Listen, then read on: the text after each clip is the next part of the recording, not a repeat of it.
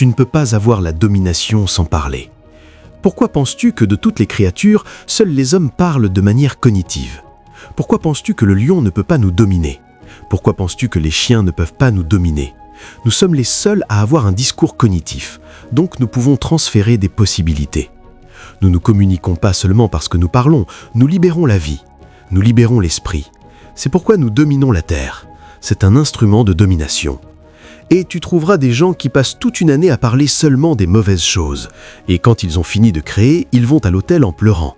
Les mots sont puissants. C'est appelé la puissance de la langue.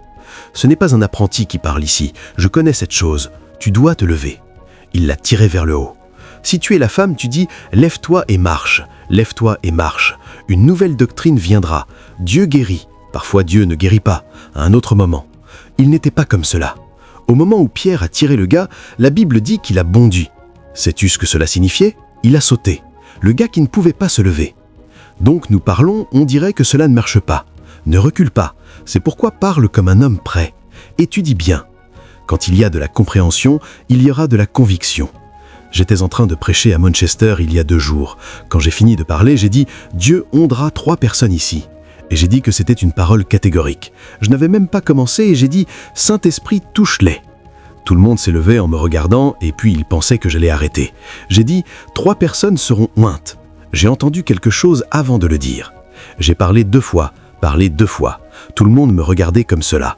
J'ai dit « Vous ne savez pas ce que vous dites. J'ai vu quelque chose, j'ai entendu quelque chose. L'huile doit venir sur 3 personnes ici. » Quand je l'ai rugi la 5e fois, la chose a frappé comme une surcharge électrique. Si tu ne sais pas, si tu n'es pas prêt, tu reculeras et ce que Dieu veut faire n'arrivera pas. Je me suis dit tôt assez, si j'ai préparé, je préfère être mis à honte. Cela aussi est une école. Mais je ne changerai jamais ma bouche ni éviterai l'événement. Je deviens plus mature. Cela quand les premiers jours où je partageais un rêve avec l'Église dit que nous tous imposions les mains. Cette ère est passée. La honte me ramènera à mieux préparer. Tes guerres ne sont pas des réalités basées sur le langage. Il y a certains murs qui sont des flèches, certains murs sont des explosifs. Les équipements de guerre ne sont pas seulement des casernes militaires, ils sont enfermés en toi. Quand tu parles certains mots, ils sont comme cela. Dans Apocalypse 12:11, il est dit qu'ils l'ont vaincu par le sang de l'agneau et par les mots de leur témoignage. Regarde toute l'armure de Dieu. Il a dit que la foi est un bouclier. Il a dit « mais la parole est l'épée de l'esprit ». Tes mots sont une arme. Et c'est pourquoi je vais t'enseigner ce soir comment parler. Parce qu'il y a des moments où tu dois cuisiner ce que tu dis. Parce que les guerres sont des armes. Parfois, elles ont besoin de combinaisons. Tu sais quoi combiner pour le rendre plus piquant. Donc tu ne parles pas juste. Il y a comment parler. Les mots, ils sont des armes de guerre. Tu dois comprendre que ta pensée est une porte d'entrée. C'est pourquoi la Bible dit « Garde ton cœur avec toute diligence ». Il est dit que d'elles sortent les quoi? Les issues de la vie. Elles sont les portes d'entrée, les chambres de la vie. Combien de vies tu peux libérer est une fonction de la liberté que tu jouis dans le contexte de ton schéma de pensée. Sais-tu que Dieu a détruit le monde entier, non pas à cause des actions des hommes, mais à cause de leurs pensées? Dans Genèse 6:5, il a dit que les pensées et les imaginations du cœur de l'homme sont devenues mauvaises continuellement. Par conséquent, je ne lutterai plus avec les hommes. Donc même Dieu, un point arrive où il devient impuissant à propos de ta vie. Il ne peut pas t'aider si la pensée est mauvaise. Il a dit parce qu'ils choisissent de ne pas retenir Dieu dans leur connaissance. Il les a livrés à un esprit réprouvé. Donc Dieu abandonne les gens dont la pensée ne peut pas être raffinée. Et donc, la première vraie intervention que tu recevras est en réalité une transformation mentale, afin que ton schéma de pensée puisse être libéré. Et quand ton schéma de pensée est libéré, tu peux tout faire. Je ne crois pas aux impossibilités. Je ne crois pas aux obstacles. Je ne crois pas à l'échec. Je ne crois pas à la défaite. La raison pour laquelle nous faisons certaines des petites choses que nous faisons est parce que l'esprit s'est ouvert pour permettre l'écoulement de la vie. Ne laisse pas Satan t'attaquer dans l'esprit. Je vous ai raconté mon histoire. J'ai eu une vision une fois et j'ai vu comment les gens sont esclaves. Des démons se déplaçant autour, suçotant. Si tu vois l'activité des démons, tu sauras ce que la Bible voulait dire par agitation. Ils sautent partout sur les gens, suçotent dans l'oreille gauche, suçotent dans l'oreille droite. Ils sont juste partout sur eux. Et ils reçoivent ces impulsions comme des pensées. Ils ne savaient pas que c'était une attaque. Et c'est pourquoi ils n'excellent jamais dans la vie, saturés pourtant échouant, vaincus et opprimés. Et c'est une abomination sous la terre. Il a dit « J'ai vu une abomination sous la terre ».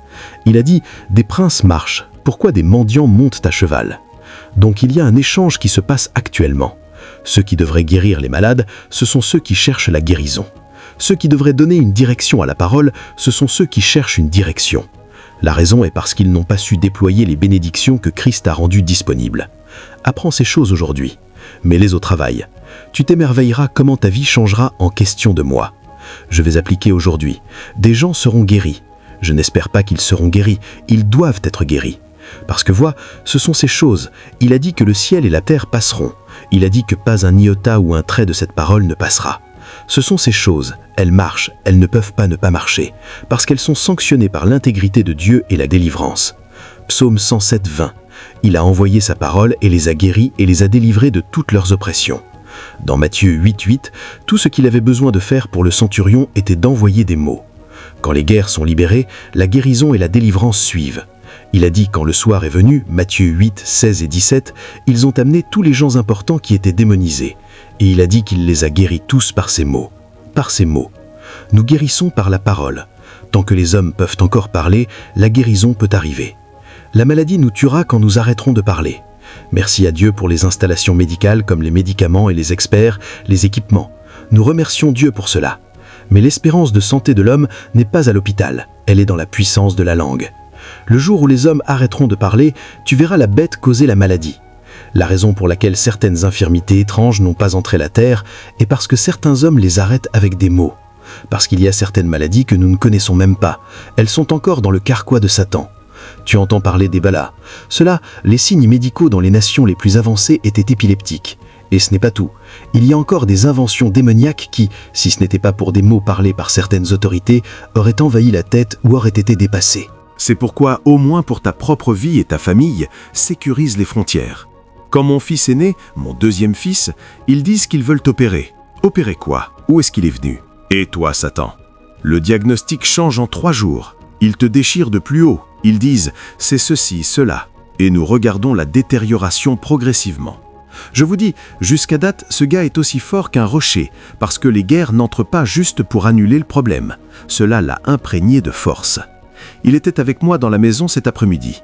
Une voiture jouée que nous tirons avec force. 1 an, 4 mois.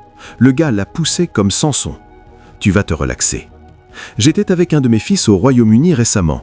Il me conduisait de l'aéroport. Le fils s'est réveillé un après-midi en sueur et presque convulsé. Ce gars est mature. Qu'est-ce que c'est? La femme a dit « appelle l'ambulance ». C'est la bonne chose à faire. Il a pris son téléphone pour appeler. Il a entendu « tu appelles, il meurt ». Parce que ceci, aucun équipement hospitalier ne peut tracer ceci. C'est un démon. C'est l'esprit de la mort. Réprimande-la. Le gars a mis sa main sur la poitrine. Réprimande le démon.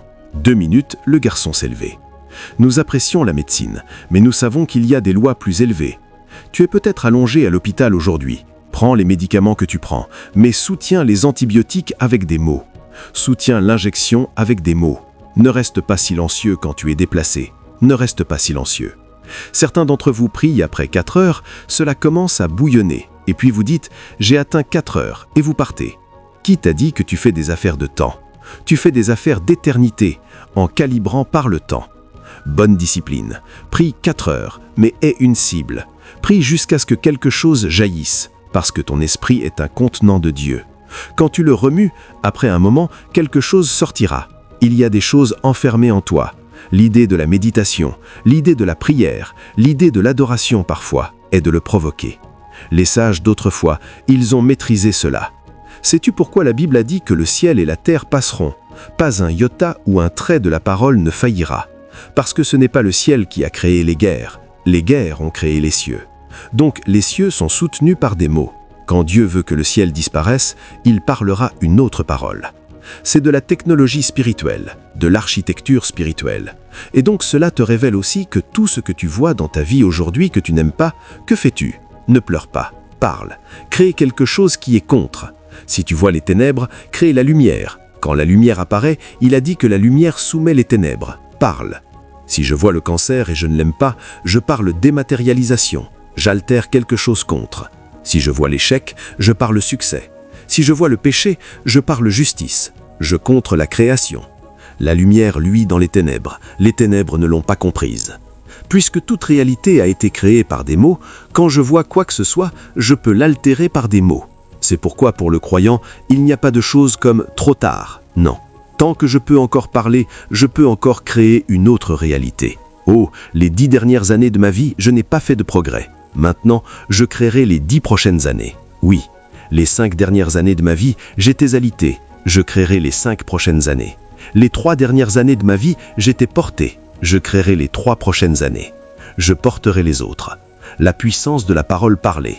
Il a dit « Et la terre était vide, les ténèbres étaient sur la face de l'abîme. Dieu n'a jamais lamenté, parce que la lamentation serait une autre création. Il a dit « Mais il a dit que la lumière soit, peu importe combien de temps les ténèbres existaient. Altère un autre monde. Quand la lumière vient, elle altérera, défiera les ténèbres. Nous disons non à toi, non à ton nom, à ton nom, à ton nom à toi. Dis cela. Nous disons non à toi. Nous disons non. » Assieds-toi, maman. Quand nous parlons ici aujourd'hui, nous parlerons ici. Ici, nous parlerons. Tu sais, le problème avec la plupart d'entre vous, c'est que quand vous grandissiez, ils vous ont fait taire. Ils vous ont dit que vous parlez trop. Non, le problème n'est pas de parler. Tu parlais la mauvaise chose. Tu es en réalité supposé parler. Parle trop, mais parle les bonnes choses. Tu restes silencieux. Ta destinée est réduite au silence. Tu ne sais pas. Nous parlons notre chemin vers l'avenir. Nous parlons notre chemin vers le sommet. Nous parlons notre chemin vers les nations. Nous parlons notre chemin vers la victoire. Qu'est-ce que tu penses être la puissance d'un prophète? Exerce cette parole. Chaque prophète a 3 puissances. Numéro 1 est la vue ou l'accès. Les choses qu'ils voient et entendent. Numéro 2, c'est les mots. Les mots, c'est ce que tu appelles les prophètes nabis.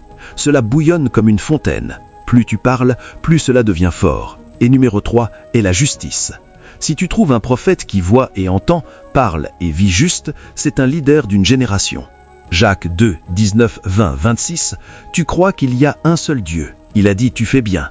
Il a dit que le diable croit aussi et tremble. Il a dit, mais ô homme vain, ne sais-tu pas que la foi sans les œuvres est morte? Il a dit, comme le corps sans l'esprit est mort. Il dit ainsi aussi, la foi sans les œuvres est morte. C'est pourquoi quand nous parlons, surtout dans un service de guérison comme cela, nous nous attendons à ce que tu exécutes une action correspondante, parce que ton action libère la foi, libère la puissance, libère les possibilités spirituelles. C'est pourquoi tu dois être carrefour ce que tu fais, ce que tu dis et ce que tu penses. La vie elle-même est réalité une sommation de ce que tu fais, dis et penses.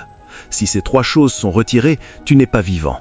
Tout le monde qui est vivant, chaque résumé de sa conscience est calibré dans ses pensées, ses mots et ses actions. Et c'est cela. Les actions sont plus fortes que les mots, et les mots sont plus forts que les pensées, parce qu'il y a un semeur.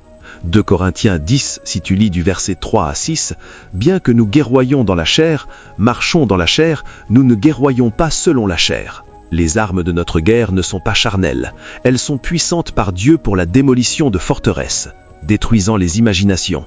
Cela signifie que les guerres peuvent nous arrêter, et toute chose haute qui s'élève contre la connaissance de Dieu, amenant en captivité toute chose, quand ton obéissance est complète.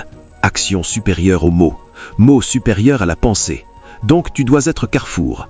L'action naît d'une pensée, mais l'action est supérieure à la pensée. Donc si tu ne veux pas prendre une action, ne pense pas cette action. Mais si tu te trouves déjà à exécuter une action, sache que la pensée était l'origine. Arrête la pensée, l'action s'arrêtera. Et la façon dont tu arrêtes une pensée est soit en parlant, soit en prenant l'action contraire. Donc ils sont mutuellement exclusifs. Mais ce sont les précurseurs pour la libération des possibilités spirituelles. Les mots que je parle, Jean 6, 63, ils sont quoi? Esprit. Donc quand nous parlons, nous libérons l'esprit. C'est pourquoi les mots sont pour l'impartation. Les mots que je parle, ils sont quoi? Vie. Tu veux libérer l'impartation, tu ne peux pas le faire sans parler, à moins que tu mouves et fais contact. Les impartations sont un produit de communication. Communication non seulement d'esprit, mais de vie. Les mots que je parle, ils sont esprit dans Ézéchiel 37. Il a dit que la main de l'Éternel était sur moi, et il m'a porté dans une vallée d'os secs. Et il a dit à travers moi, les eaux étaient secs. C'est ce que nous, entre autres, appelons le désespoir de l'ordre le plus élevé. Le gars a utilisé son cerveau. Il a étudié les os et il a vu que ceux-ci n'étaient pas juste secs, ils étaient vraiment secs. Tu sais, quand un homme meurt, c'est assez désespéré. Mais quand il pourrit et puis il devient sec et les os sont détachés, celui-là n'y a pas de contexte pour le qualifier. Mais Dieu a dit qu'il y a une technologie ancienne. Il dit « parle aux os ». Tant que tu peux parler, il y a de l'espoir. Espoir. Le précurseur de l'espoir est de parler. Tant que tu peux parler, il y a de l'espoir. Je sais que dans ton règne, la mort est le désespoir. La décomposition n'a pas de définition. Les os secs n'ont pas de définition. Puis le détachement. Mais parle. Il y a quelque chose de plus ancien que les éléments du temps. Avant que les os soient formés, des guerres étaient parlées. Au commencement, j'ai parlé. Rien n'est plus ancien que les mots. Parle. Et le gars a dit « Je prophétise comme commandé ». Soudain, les vents ont commencé à bouger. Cela signifie que si le vent bouge, parle. Et si le vent ne bouge pas, parle. Les vents ont commencé à bouger. Et soudain, le gars a entendu un son et il a dit que les os ont commencé à se connecter aux os. Os, os, os, ont commencé à se connecter aux os. Et quand les os fondent, il a dit « Ne t'arrête pas de parler ». Quand tu t'arrêtes, l'action s'arrête. Continue de parler. Et il a continué de parler. Soudain, les nerfs sont apparus. Soudain, le vent est entré. Et quand ils se sont levés, ce n'étaient pas les gens qui étaient morts qui se sont levés. Un village qui a été envahi est mort, mais ce qui s'est levé était une armée excessivement grande. Continue de parler. Les os secs peuvent devenir une armée. Continue de parler. Parle, parle.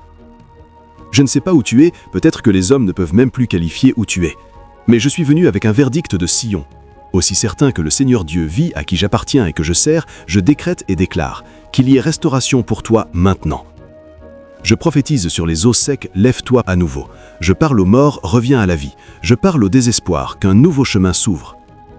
Je parle aux portes fermées, qu'un plus grand s'ouvre par l'esprit. L'un des instruments les plus forts de la domination est les mots parlés. Tu peux adorer, tu peux prophétiser, mais continue de parler. Quand l'atmosphère est chargée, alors parle des mots sous des atmosphères. C'est pourquoi tu dois apprendre à prier, à adorer, à méditer sur les Écritures. Sous de telles atmosphères, tout est possible. Quand tu parles, cela arrivera. C'est ce qui fait de toi un homme spirituel. Un homme spirituel n'est pas une question de disposition. Certaines personnes ferment les yeux et froncent les sourcils. Cela ne fait pas de toi un homme spirituel de froncer les sourcils. Porte des atmosphères et parle sous elles. Numéro 2, comment parles-tu des mots? Parle des mots que tu captes. Certains des mots que tu parles, ils n'originent pas de toi. Capte-les. Ézéchiel 37, versets 1 à 4, j'ai prophétisé comme j'étais commandé. Donc pour parler un mot, reçois des mots.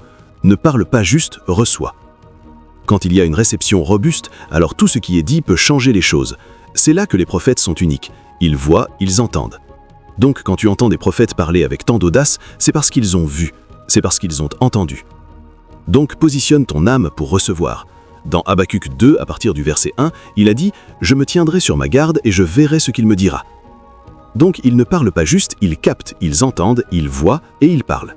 Donc le parler est la dernière partie. Il y a un temps pour être silencieux, mais il y a un temps pour parler. Ecclésiaste 3, verset 7. Ce n'est pas tout le temps que nous parlons. Nous parlons très bien, mais nous savons quand parler. Nous savons quand parler. La Bible a dit « Comme sont puissants les mots parlés en saison ». Quand les mots sont parlés en saison, ils sont puissants. Certaines personnes parlent hors saison. C'est pourquoi ce qu'ils disent est relevant, mais cela n'a pas de poids. Cherche le moment de l'esprit, surtout quand tu apprends encore les voies de l'autorité. Ces jours, quand je voyageais mes premiers jours de voyage, s'il place sa charge comme le crescendo que nous avons atteint il y a 10 minutes, la réunion est terminée. Parce que ma force était le moment de l'esprit. Et Kios, tu vois, à un certain moment, l'ange du Seigneur descendait et troublait les eaux. C'est le moment de l'esprit. Tu parles et comme j'ai commencé à grandir en autorité, je pouvais monter et dire « descends ». Quand le temps est bon, je fais certaines choses. J'ai apprises dans l'esprit. Tu vas poser ton monsieur, je peux t'enseigner celles qui sont enseignables. Les autres, tu les apprends comme tu voyages avec le Saint-Esprit. Cela pourrait être un signe que tu enseignes. Tu enseignes maintenant, tu sens une certaine pression sur toi. Tu sais que tu n'es pas fatigué. C'est du poids, c'est du poids. Il y a des moments quand tu prêches des mouvements comme image, on dirait que tu as vu quelqu'un là, que quelque chose a quitté l'estomac en millisecondes. On dirait que tu as vu quelqu'un par la droite. Il y avait quelque chose sur le cou de la personne. Attends, qui est-ce? Tu as appris certaines sculptures. Cela, tu sais, quand la voix des 7 a parlé à Jean, il voulait écrire. Il dit, même si tu écris, ils ne peuvent pas comprendre. Celui-ci est pour ceux qui montent. Donc, quand je ne connaissais pas ces choses, si je prêche, au moment où la fenêtre s'ouvre, le service est terminé. Si tu veux, j'aurais dû dire seulement 10 choses. Le reste, le Saint-Esprit vous enseignera. Je suis venu ici pour la puissance. Mais comme j'ai mûri, j'ai pris le temps d'instruire les gens. J'ai pris le temps. Mais si tu veux que tes guerres soient puissantes, maîtrise les saisons, maîtrise les temps. Quand la saison est bonne, les guerres deviennent puissantes et puissantes. Si tu ne parles pas en son nom, tu peux avoir des défis de temps en temps. Au nom de moi, chasse les démons. Au nom de moi.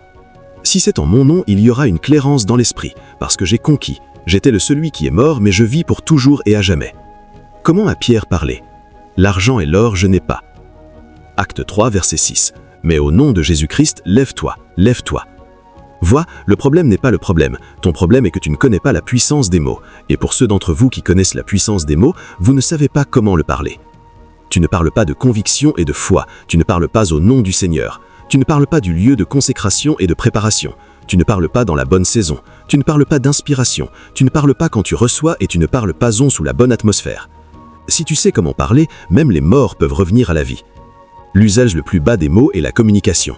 Seul un homme qui n'est pas spirituel assume que les mots sont pour la communication. Il y a des règnes où ils ne parlent pas. Maintenant, nous traitons des mots parlés, parce que c'est notre emphase. Mais souviens-toi qu'il y a des règnes où ils ne parlent pas. Il y a des règnes quand tu sais comme tu es connu. Donc les mots ne sont pas principalement pour la communication. Tu peux communiquer à travers des mots, mais les mots sont supérieurs à la communication. Quand était la première fois que les mots ont été utilisés? Genèse 1, verset 1. Au commencement, Dieu créa les cieux et la terre. Nous ne savions pas comment. Puis la terre était vide, les ténèbres étaient sur la face de l'abîme, et Dieu apparut pour recréer la terre. Et tu penserais que Dieu commencerait à travailler. Et à notre plus grande surprise, il a dit que Dieu a commencé à parler. Comme Dieu parlait, la création arrivait. Et il te l'a montré, parce que tu as été créé comme Dieu.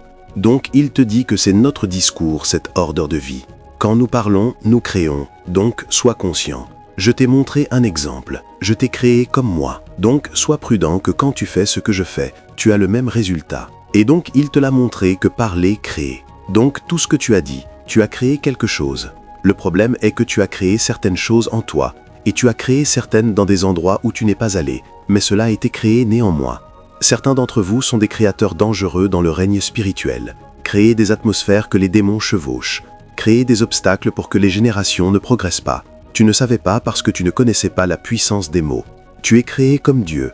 Tu opères dans la classe de Dieu. Et dans la classe de Dieu, quand il parle, il crée. Donc souviens-tu que chaque fois que tu parles, que tu le saches ou non, tu crées par la foi.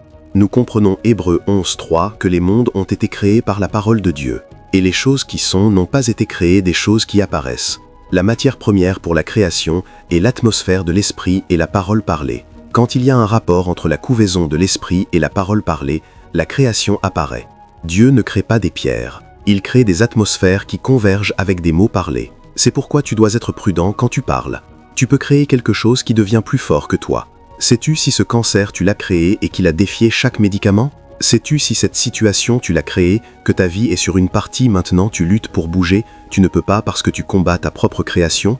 Vois l'écriture que nous avons lue dans Éphésiens 3.20. Dieu est capable de faire. Cela signifie qu'il est possible pour Dieu de ne pas s'être capable de faire. Donc tu te demandes pourquoi Dieu ne fait pas. C'est toi qui immobilises Dieu. Dieu est capable de faire excessivement abondamment au-delà de tout ce que tu demandes ou penses. Donc la base de l'action de Dieu est ta pensée et tes mots. C'est quand tu libères des mots et des pensées que Dieu commence. Mais il va au-delà. Mais la chose est que si tu ne libères pas des mots et des pensées, alors tu limites Dieu de commencer les mots.